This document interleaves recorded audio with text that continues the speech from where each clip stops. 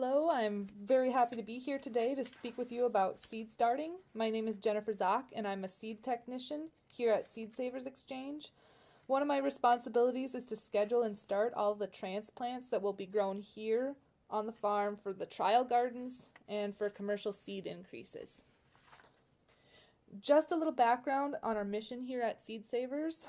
We're dedicated to saving North America's diverse but endangered garden heritage for future generations by building a network of people committed to collecting, conserving, and sharing heirloom seeds and plants, while educating people about the value of genetic and cultural diversity. So why should we start our gardens from seed? Well, one of the reasons to start from seed is there's just a lot more options in the way of varieties. For example, at the Lillian Goldman Visitor Center, there are 82 different varieties of plants sold. In the catalog, there are 23 varieties of tomatoes, peppers, and a ground cherry available for mail order. If you compare that to the amount of seeds, there's almost 12,500 varieties in the seed exchange listed in the yearbook available from the members, and almost 600 varieties in the commercial catalog available for sale. So there's vast more opportunities of getting different things when you start from seed. Another reason to start from seed is that it's generally more cost effective. One transplant from the visitor center is $1.75 or $3 if you order it in the catalog. But if you went down to the visitor center or ordered a packet of 25 tomato seeds from the catalog, it would be about $2.75. If you divide that out, that's just 11 cents per seed. So if you're resourceful and you've got containers, media at home, you could potentially grow that seed for 11 cents, or a plant for 11 cents. Also, if you decide to save or grow that plant out this year and save seed from it, you could have free seed next year and do it all for free. Another reason people like to start seed is you can get an earlier end product. There are some crops that can be direct seeded, but people choose to start them indoors so that they can harvest them sooner. For example, even though lettuce is usually direct seeded into the garden, I'm starting my lettuce indoors at home so that I can have several crops of head lettuce throughout the year. It also, improves my mood to look over in the windowsill and see all those little green plants poking up through the soil. Another reason to grow plants indoors is you can grow long season crops in short season climates. According to the book Park Success with Seeds, peppers germinate best in soil temperatures of about 75 to 80 degrees, and they take 10 days to germinate.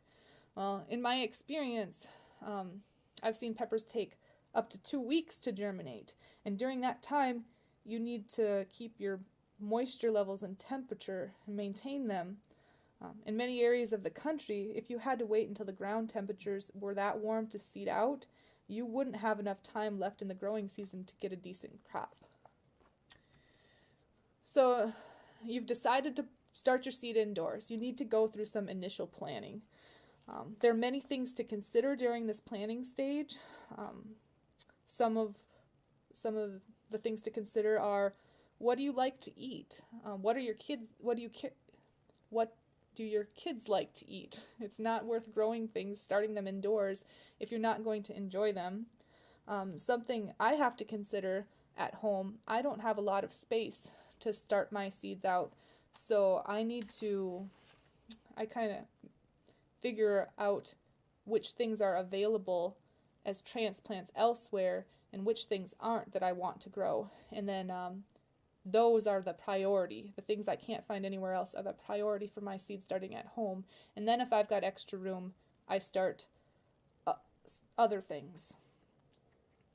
During your planning, you need to figure out the number of seeds to purchase and to plant. A good guideline to follow is to take the number of plants you want. Figure out the number of plants you want. That's your desired population. and divide that by the germination percentage listed on the seed packet, and then that should give you the number of seeds you need to start indoors. You may want to add a few to that number because of seedling mortality or anything like that. But and then these kind of go together, the number of seeds you want to start and the amount of space you have in your garden. This really sloppy drawing here is my 5-minute sketch that I put together of my personal garden space this year. I made a list of all the things I felt like I needed to have in my garden this year, and I made a short list of things that I wanted to have. You know, if I had some extra space, something that might be kind of fun to throw in there. And that also helps me figure out, well, if I only have this much space to devote to this item, how many plants can I fit in there? That kind of works together, the number of seeds and the amount of space you have for planting. And even if you don't like to plan, this sketch, like I said, only took me 5 minutes. It probably took me 5 minutes to write down things I wanted to plant the most. It'll probably be modified several times throughout the season, and even when I stick things in the ground, I tend to wing it and stick a few seed packets of something somewhere. But it's good to keep a record, you know, if you ever do things like crop rotation through your garden or anything like that.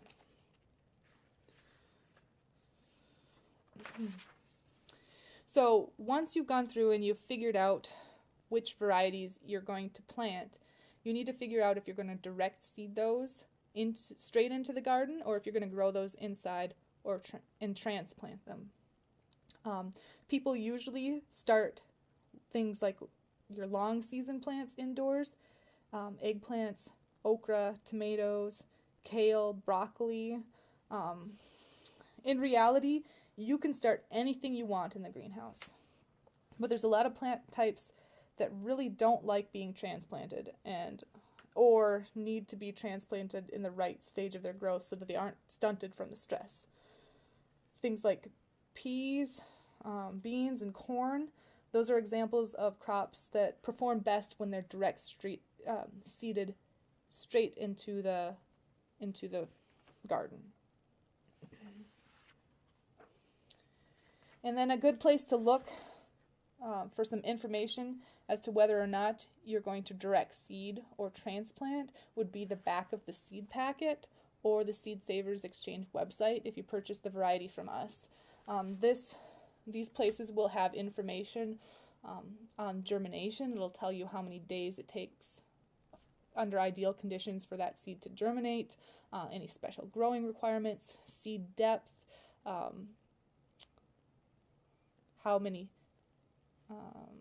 how far to space them apart, anything helpful for planting. If you look at the back of the seed packet, that's the yellow side of the page, this is a seed packet for silvery fir tree tomato, and it says to start this plant indoors 6 weeks before the last frost. So this is another part of your planning. You're going to need to know when your last frost date is, and then count backwards 6 weeks to know when you need to start this indoors. And these are guidelines. You may have to adjust this for your area, but the first year you start them, it's good to follow the guidelines on the seed packets and then keep a record of that. Come back later and see if you need to change it. You can contact your state or local extension services to find your average frost dates. Here at Seed Savers, we use what's called a grower's calendar.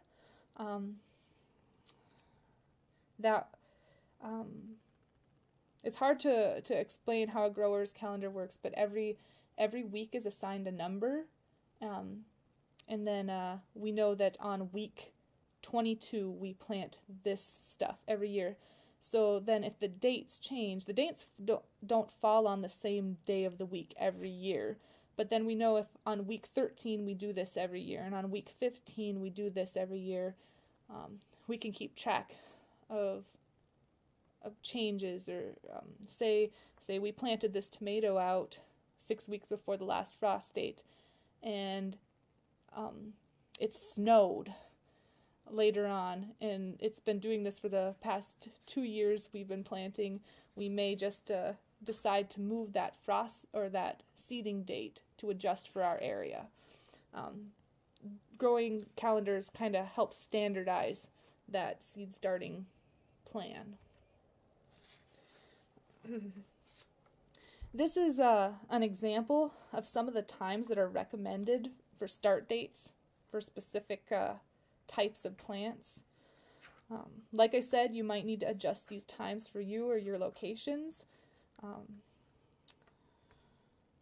And I just want to reiterate, it's important to keep your own logs in your, or record that maybe you started onions 12 weeks before the safe planting out date, and that didn't work for you, so next year you want to change that a couple weeks. It helps to know stuff like that. It's hard to remember a year from when it happened, so if you just jot a few notes and save them, that could help you out a lot. So once you know what you want to grow and you've figured out when to plant it, you need to start gathering up your supplies.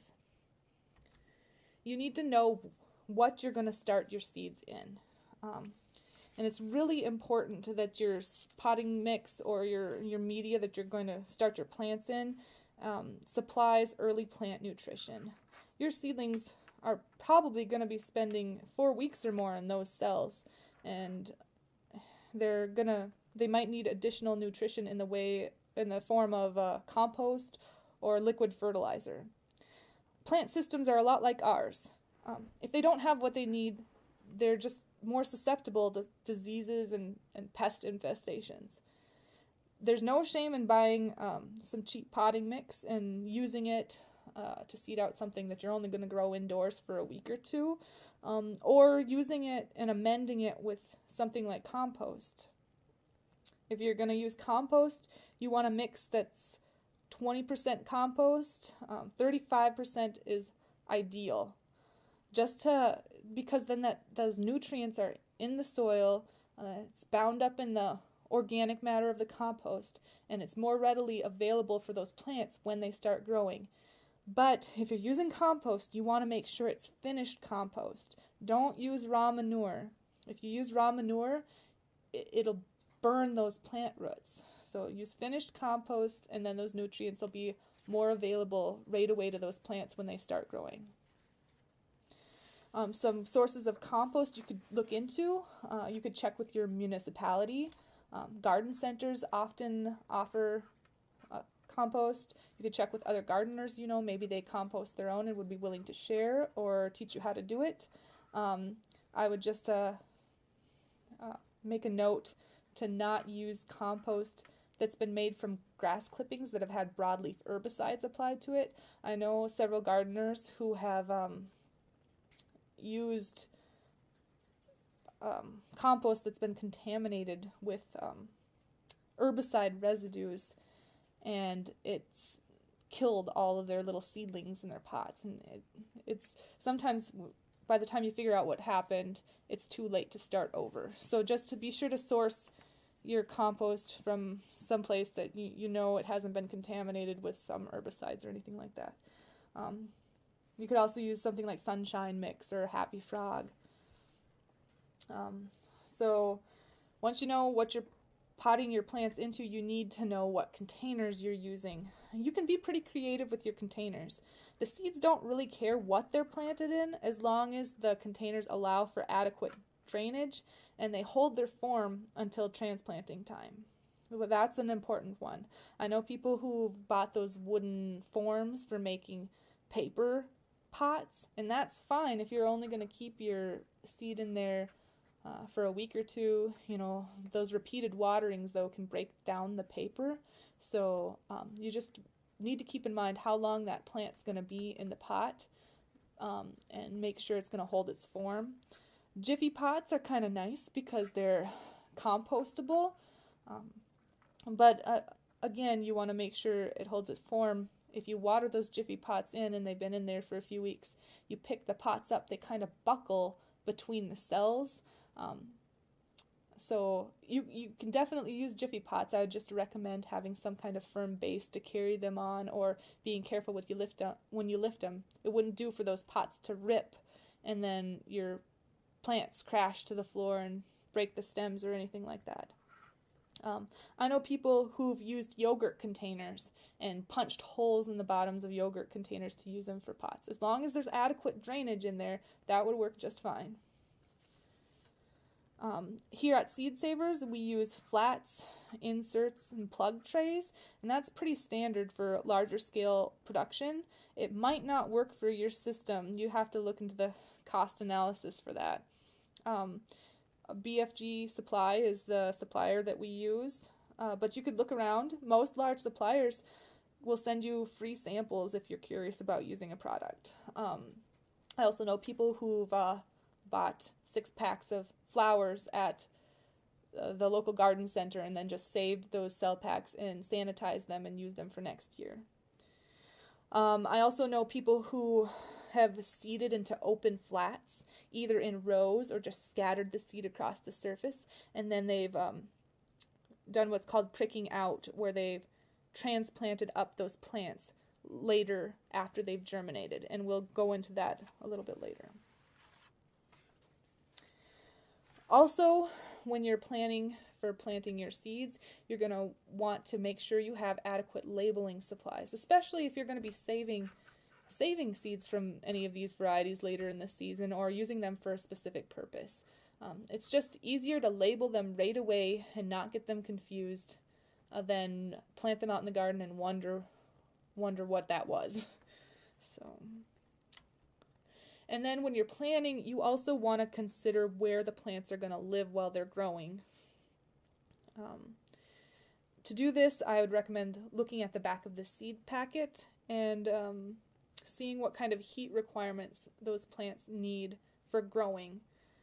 That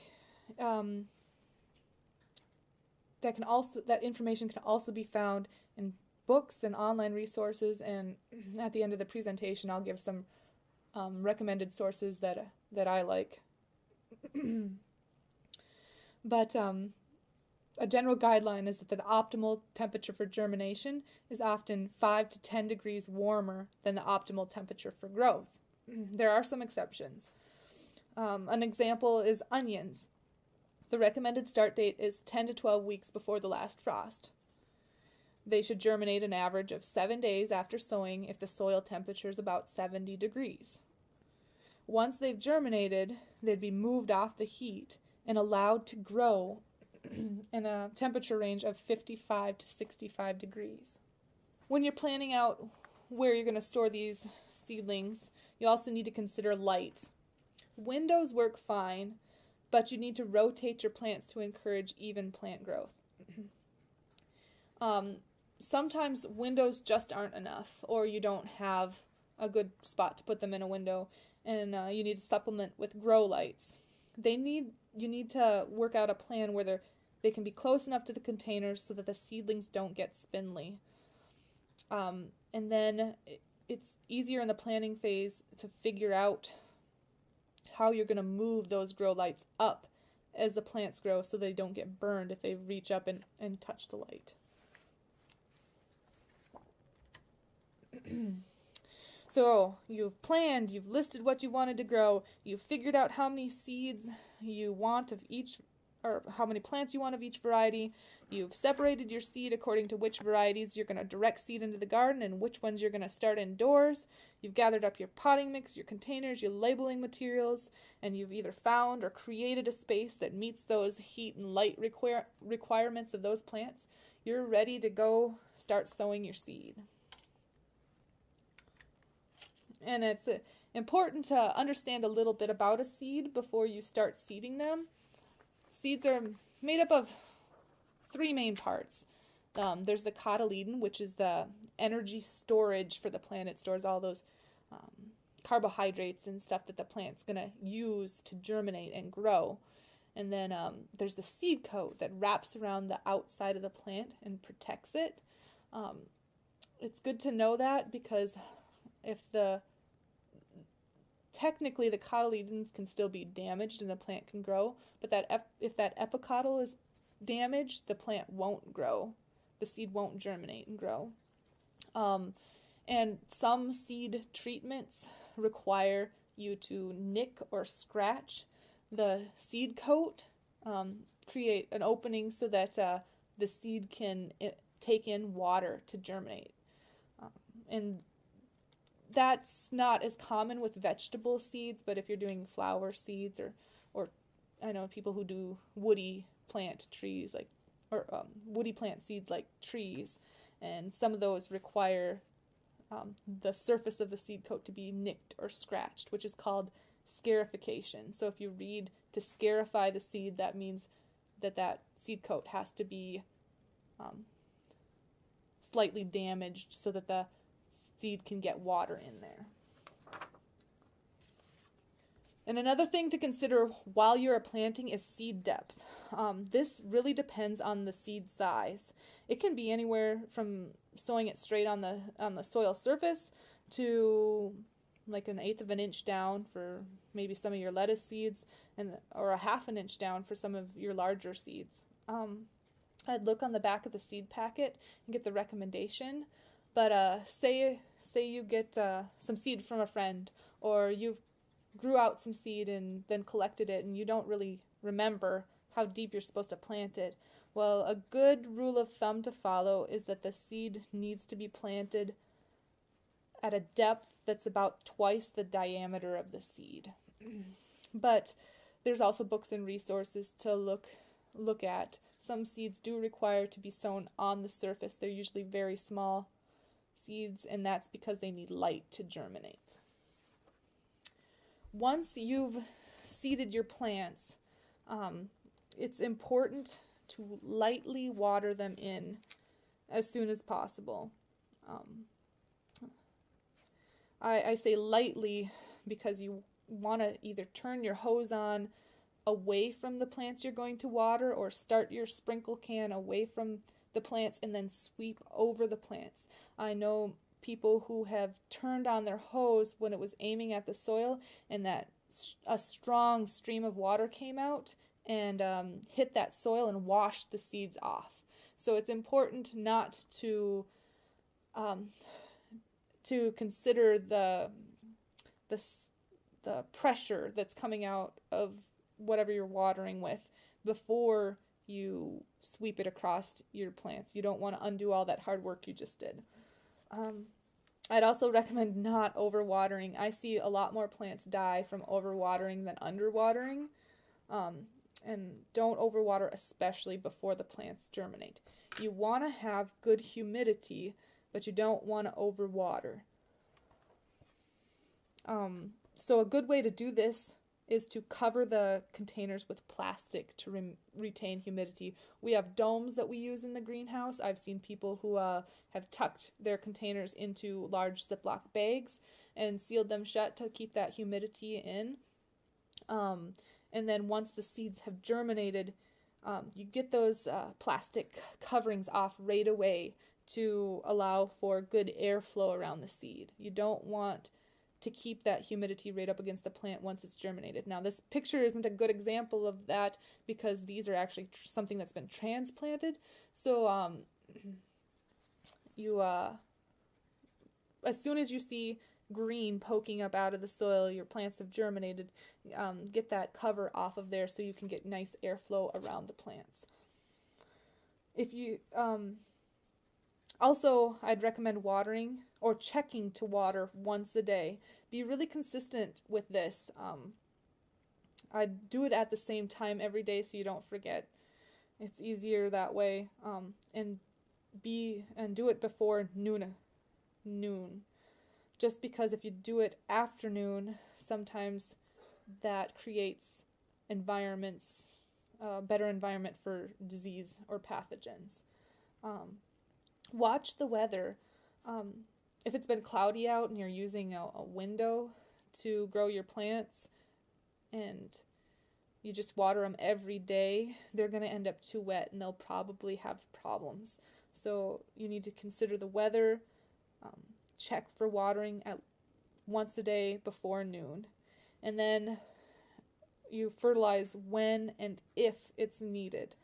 I'd say after 4 to 6 weeks if you're using a nutritive mix. Sorry. And then another thing to consider is how long your plants are going to be in the pot. If you're using something with compost and you have a nice amount of soil in that pot, you don't have to fertilize as soon or maybe even as often as you would if you were using something peat-based, because peat-based potting mixes really don't have that much nutrient capacity in them. And then also, I wouldn't start fertilizing something if I knew in a week I was going to take it out to harden off. I don't want it to get all of a sudden get some leggy growth on it before I'm going to try to strengthen that plant up. And then choose the right source for your needs when you're considering fertilizer. At Seed Savers in the greenhouses, we use a fish emulsion, just because that meets our organic growing requirements. But it does kind of smell, so I'd look around, I'd find what meets your requirements. I'd wait to fertilize until it's actually actively growing, about 4 to 6 weeks into growing, and I would make sure to use it at an extremely low rate so that you don't burn your plants. So your plants have germinated and they've entered the growth phase. This is a really important time. You need to watch them. The only way to detect early decline is to be really attentive as to how these plants are doing. A good time to do that is every day when you water them, to look at them. And it's during the growth phase that you most often find problems, one of which is damping off, and that's generally caused by botrytis, which is a fungus, and it occurs if humidity conditions exceed 85%. It's very sudden, and it's initially seen as seedling collapse. So it's kind of where the stem has withered and degenerated at the soil level. Often those seedlings will kind of topple to the side. And the stem's weak right there where they've fallen over. It's not a problem that you can fix for the plants that succumb to it, but you can prevent it by maintaining good air circulation, getting those plastic covers off right away as soon as the plants germinate, not overwatering. You can sow the seeds into a sterile medium, and if you get a seedling that has it, to remove that seedling right away, and maybe even some of the soil that was around that seedling. That's why it's important to watch this. If you catch it when it's just one seedling, you can stop it. If your whole flat's gone, you're in trouble. You're going to have to start that all over again. Another problem you might come across is your plants might be leggy, or they kind of grow spindly. If that's happening, I'd take a close look at your lighting situation. Like I said, a window might be enough, but more often than not, especially if it's a northern climate and it's been really cloudy, it's not going to be enough. You're going to have some supplemental lighting, some grow lights. And those lights need to be close enough to the container that the plants are getting a lot of the light, and then raise those grow lights up as the plants grow. Occasionally, temperature causes the plants to be leggy. High temperatures can cause this rapid rate of growth. So that might be a problem if you're growing them in an extremely warm area, or an area that has a higher temperature than the optimal temperature for that plant. If your plants are a little older, like maybe the peppers in the bottom of this picture, and you have a whole bunch of them next to each other, they actually start competing for that light, and they're spaced so close together that they'll want to stretch to outcompete all the plants around them. So if you have several plants close together and they're a little more advanced stage of growth, it might be that you need to space those plants further apart so that they're getting adequate sunlight and not competing against each other for it. Another problem you might have could be poor root growth, and that's often caused by poor drainage. So if your containers that you're growing things in don't allow for the water to exit the bottom, you're going to have a really wet soil condition in your plants. The roots are essentially going to drown in there. So you want to make sure before you start that your containers have adequate drainage. Another thing that could cause poor root growth is low temperatures. If the temperatures are too low, sometimes plants can't absorb nutrients or required for growth, or it's just some plants, their roots don't grow too well if the soil temperatures are too low. Another cause of poor root growth could be a potting mix that's just too compacted. Plants produce oxygen, but the plants also need oxygen. The roots underneath the soil need oxygen, and if you've packed the soil down into the container too tightly, the roots aren't going to have enough air spaces in the soil to have adequate oxygen exchange. So when you're potting your plants up, you want to make sure that you haven't compacted the soil down into the container. Another thing that can cause poor root growth is low fertility. So if you're using a peat-based potting mix, they don't really have a lot of fertility in there, and the root growth can suffer because of that. It's just really important to keep an eye on your plants. Like I said, when you're watering them, it's a good time to check them, because you can also have a problem with insects, pests. So as you're watering, I would check the growth points. In the middle between all those leaves at the top where it's actively growing. Also on the undersides of leaves is a good place to check, because if you're starting these in your home and you have house plants inside, the aphids are going to like your little succulent pepper plants a lot better than the fern in the corner, so they're going to migrate over there. It's important to keep a good eye on things, because if you catch it soon enough, you can solve a lot of these problems. And so this picture shows a seedling.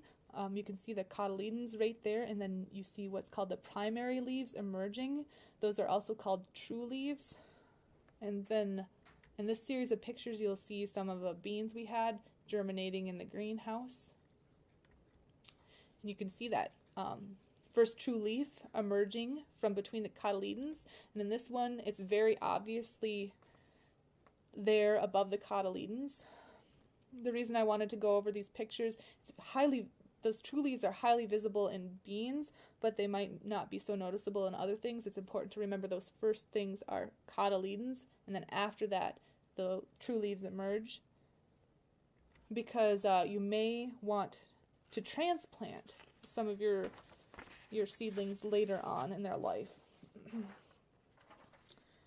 And I talked about, pricking out your seedlings earlier, and that's when you scatter seed over an open flat, or maybe seed into rows in a flat, and then you might do this because of space constraints or time constraints, just not having enough room at the moment, and then to do this, you would take what's called a dibble. You could even use a pencil, and then gently work it underneath the plant, lifting up and trying not to break those primary roots. Especially, you're going to break a few roots, but try to spare as many roots as possible.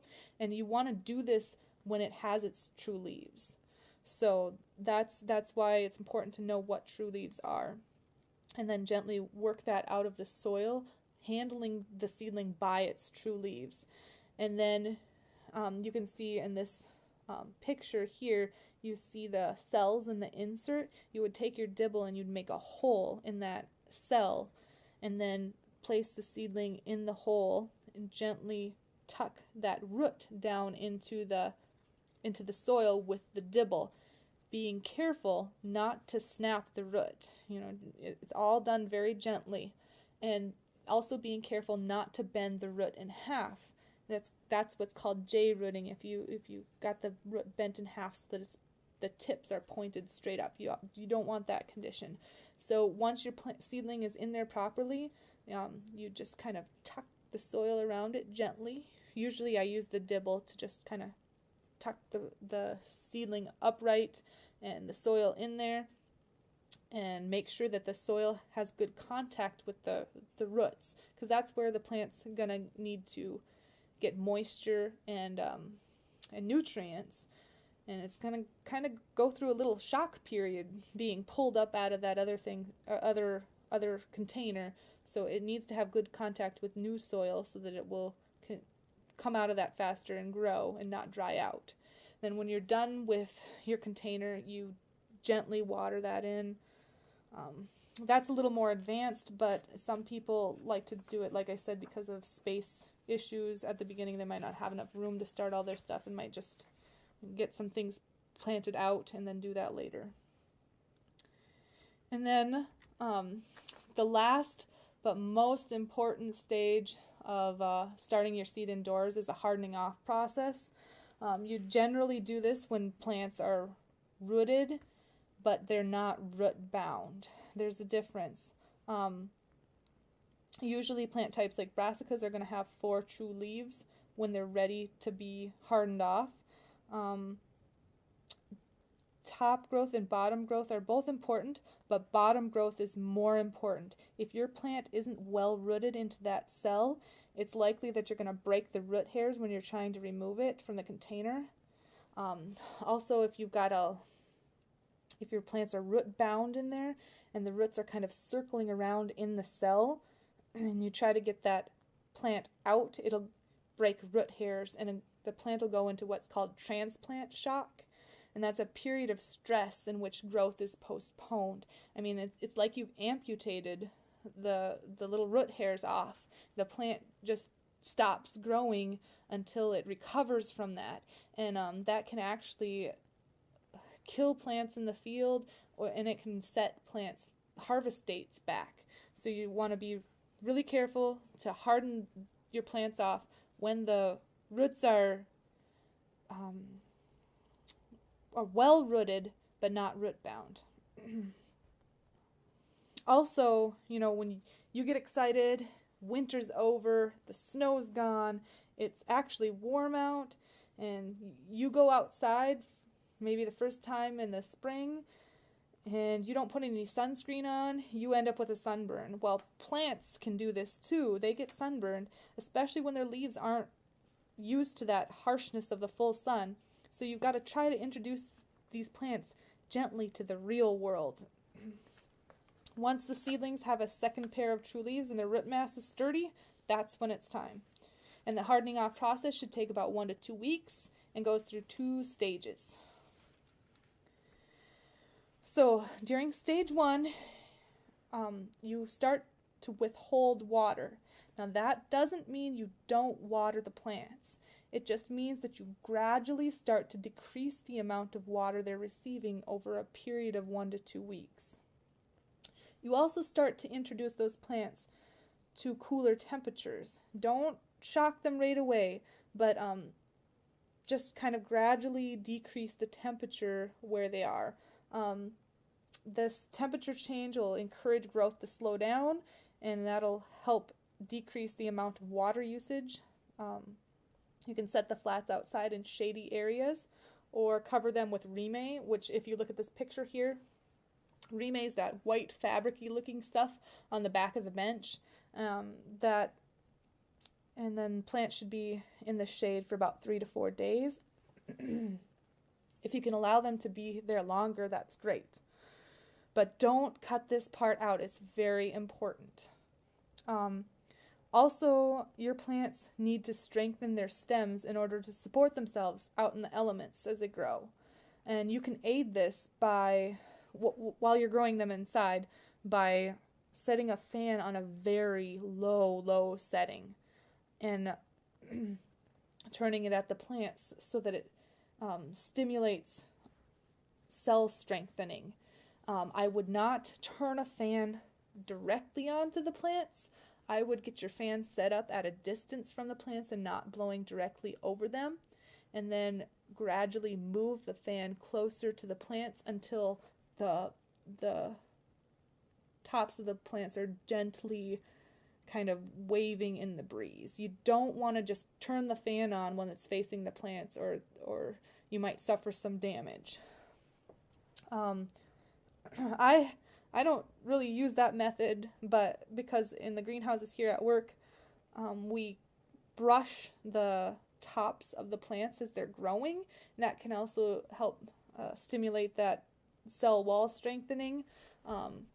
We do that about twice a day, where we go over the plants with our hands. From the time the cotyledons emerge, we start doing this, and just kind of gently run your hand over the top of the plant, just to disturb it or shake it a little bit. You're not doing it very hard, just gently, and that kind of simulates wind blowing across them. And if you do it by that method, if you start them right away, they tend to produce sturdier, stockier plants. And then stage 2 of the hardening off is when you finally expose your plants to the environment and you let them acclimate for several more days outside before you actually plant them in your garden. If you're looking at this picture, you can see these blue semicircle. Those are supports for the remay. So the plants come out of the greenhouse, they go onto our makeshift bench, and the remay goes over the top of those blue hoops, and that creates a nice environment underneath that's shaded, a little protected from the wind. It's got a little bit more humidity and a little bit more warmth underneath there. And then the plants are left in there for a few days. The remay can be folded up from the side to water them during the course of the day, and then tucked under again. And then after 3 or 4 days or more of that, the remay gets taken off the top, and the plants are exposed to full sunlight. Now, I don't have this fancy of a setup at home. When I'm at home, I have to take my plants out. I usually find a tree, and I set my flat out by the trunk of the tree at first, kind of sheltered by the fence, and I'll every day I'll kind of move it a little further away from the tree and the fence, and it'll get out towards the edge of the tree canopy where the sunlight's a little more dappled, so it gets a little more sun. You can also do this or harden off along the side of a building where the sun shines in the early morning but not in the afternoon, and then move the plants later on through the stages of hardening off. So that might be a little easier for the home gardener than trying to do something like this. And I'm kind of a book nerd, so I have quite the list of recommended reading here. But this first book that's listed, Starting from Seed, The Natural Gardener's Guide to Propagating Plants, is a very beginner type book with a lot of background information into seed saving and plants in general. The reading is very story-like. It doesn't go really into depth about specific requirements for plants, but it might be some good light reading for gardeners in general. A note: these books are arranged kind of from beginner to more advanced. So depending on what stage of gardening you're at, you might want to look at a certain section of the list. But the Seed Sowing and Saving, Step-by-Step Techniques for Collecting and Growing More Than 100 Vegetables, Flowers, and Herbs, is a really good book for, I'd say, for beginner to semi-advanced gardeners. It is organized by the common name of the plant, so there's separate pages for broccoli and eggplant. You wouldn't have to know that a broccoli is a brassica to look it up. You could just go to the broccoli page and it's right there. And then each page lists specific growing requirements, like your germination temperatures and your or how many days it takes to germinate, things like that. It also has a few tips on each page for how to save seed from that kind. So if you're ever interested in saving seed, it'd probably be a good resource to start with. The seed to seed, seed saving and growing techniques for vegetable gardeners is actually copywritten by Seed Savers Exchange. It is organized by the Latin family names, but there's a nice list in the back. So if you know the common name, you can look it up in the back and it'll direct you to the page. It is geared more towards seed saving, but it does have a section under each variety that tells you about regional growing considerations. The New Seed Starters Handbook has very good and very practical information, and from that you can get ideas for making your own homemade potting soil mixes. It goes through everything from seed starting to using cold frames and hardening off. It also talks about that a blocking technique for seeding your seeds out. If you ever want to seed into a flat, 32 plants kind of arranged into a flat, and then not use the insert, just seed into an open flat. And then when you're ready to take that in the field, you cut the plants out. You just kind of cut between the plants, and then you have your own little soil block with a plant in there. It talks about how to do that in there. The bottom one, Park Success with Seeds, is a little more advanced. It's kind of my go-to book if I'm seeding a lot of different varieties that I'm not very familiar with, because it goes through everything and it lists all the germination requirements that were known at the time of publishing for this plant.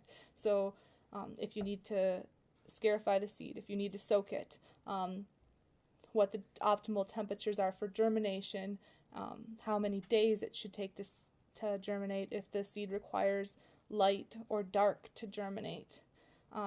Like I said, it's a little more advanced, but if you really are interested in knowing some specifics, that would be a good one to go to. I'd like to thank you guys for listening today and encourage you to check out our website. There's a lot of good information about our mission and seed preservation efforts. There's also some really good webinars about subjects like seed saving and home germination testing that have been archived on the website. You might find that helpful for supplementing some of the stuff you've learned today. Have a good evening.